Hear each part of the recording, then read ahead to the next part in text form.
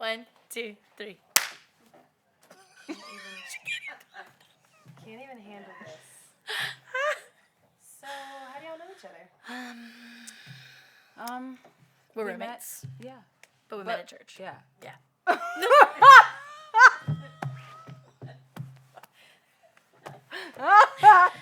Yeah. I'm Elise. I'm Elise. I was born first, It's true. so I was Elise first. It's true. You're all the same age, though?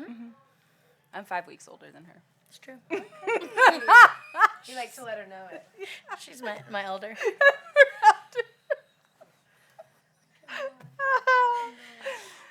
What Praise is the it Lord. like living together with Jesus being like the center of y'all's individual lives?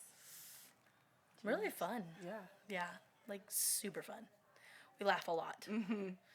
A lot. A lot. A lot of laughter.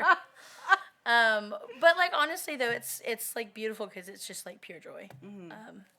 Which I don't know. It's really sweet because we honor the Lord and we honor each other, and so that's just like we have a lot of fun with each other and keep it about the Lord and in our hearts.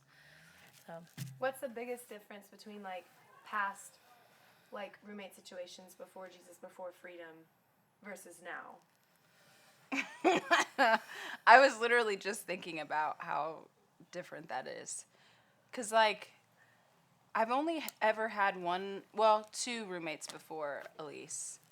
And one roommate was, like, a good friend, and we had lived together before, so it was easy. But then I had another roommate, and that was really hard. And it wasn't necessarily because of her, it was because of me. But, yeah, I just didn't, like...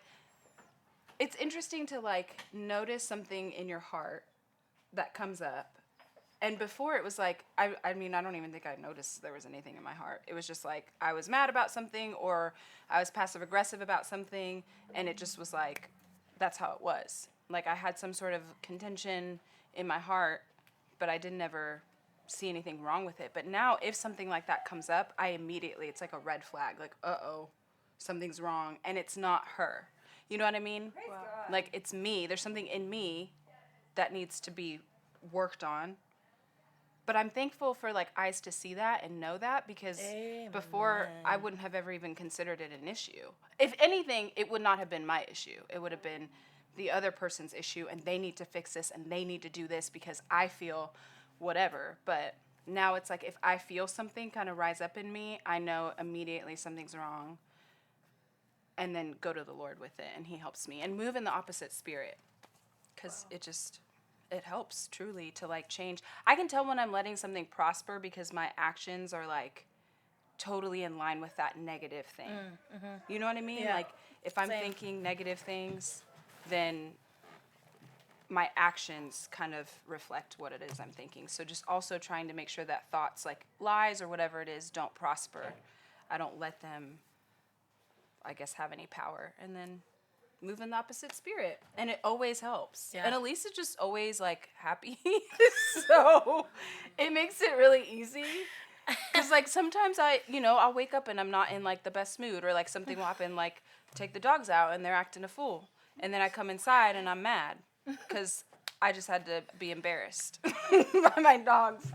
And so she just like, I love it because Did you say embarrassed by your dog?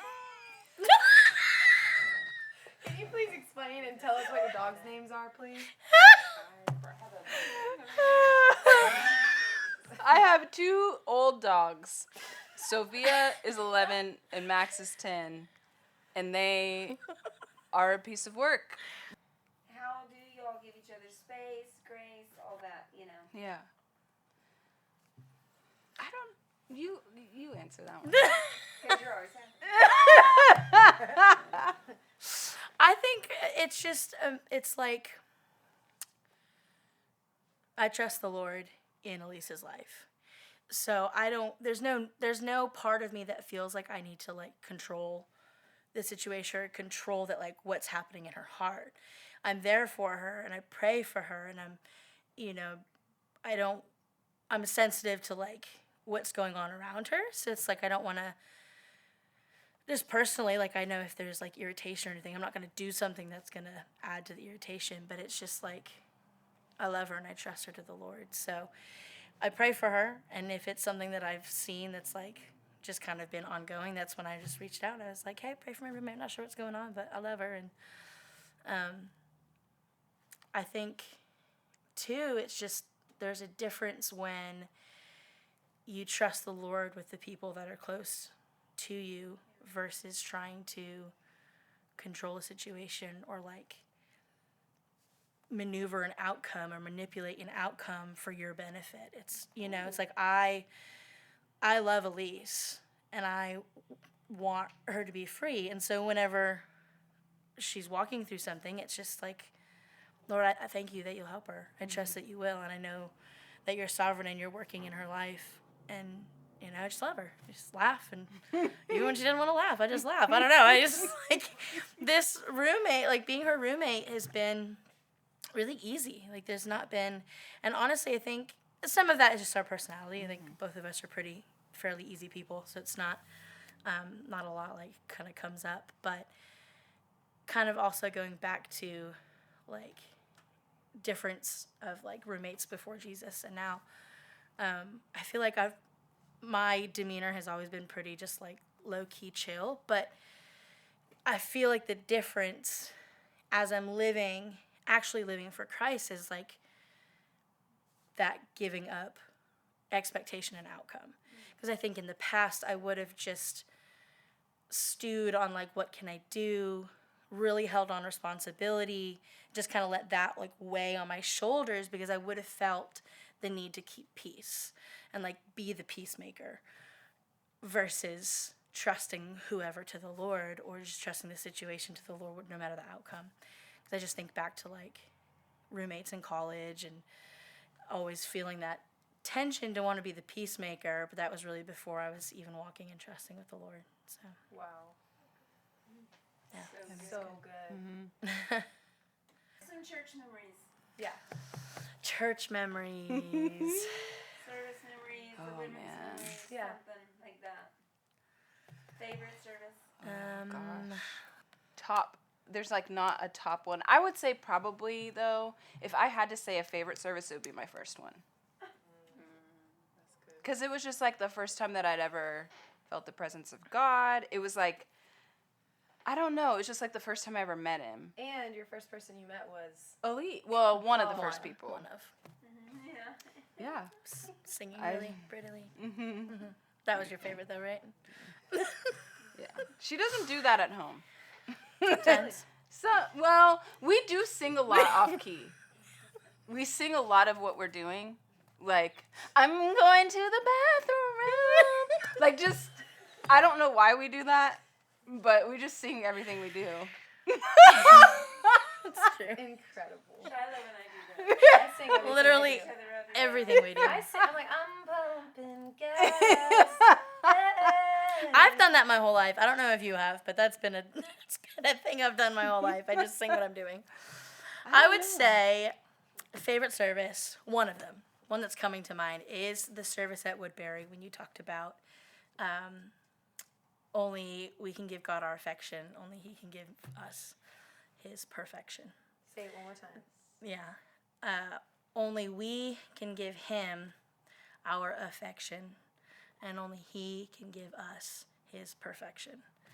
And I just like, to this day, it's one of those things that I go back to as just like a marker, a reminder, like what it's all about. Loving Him. And that we don't have to be perfect for Him, and we couldn't if we tried.